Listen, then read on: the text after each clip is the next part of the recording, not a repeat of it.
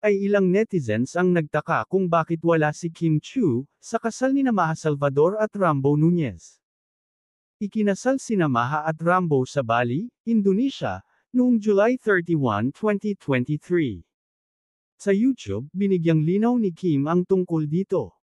Nagpaunlak si Kim na sagutin ang ilang katanungan ng netizens, sa kanyang bagong vlog na Cooking Tortang Talong with Q&A, na inilabas sa YouTube noong September 24, 2023. Isa sa tanong ay kung bakit absent siya sa kasalang Maha at Rambo. Sa pagkakaalam kasi ng publiko ay malapit na magkaibigan sina Kim at Maha. Tanong ng netizen, bakit po wala kayo sa kasal ni Ate Maha? Inamin ni Kim na hindi siya imbitado sa kasal ni Maha at Rambo. Pero wala raw problema ito sa kanya, dahil hindi naman sila sobrang close, ng kapwa-aktres. Pahayag ni Kim, wala. Hindi naman kami sobrang close na ni Maha. And hindi na rin naman kami masyadong nag-uusap.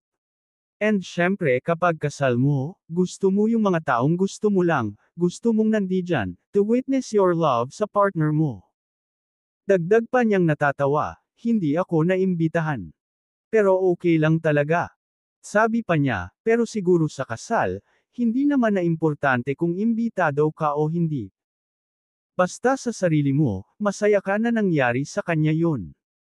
Tsaka deserve nila ang isa't isa, sila ni Rambo. Hindi naman mahalaga, isyo ba yun? Bakit, pagdating ko ba dun, hihinto ang kasal? Parang ganun. Hindi naman na siguro ako magmamatter kung present o hindi, as long as happy ako na nahanap na niya yung forever niya. Dating malapit na magkaibigan sina Kim at Maha. Pero nagkaroon sila ng hindi pagkakaintindihan dahil kay Gerald Anderson. Taong 2013, at kasagsagan ng teleserye ni Kim at Maha na ina, kapatid, anak, nang nagkaroon sila ng alitan, makaraang aminin ni Maha na nagde-date sila ni Gerald, ex-boyfriend ni Kim.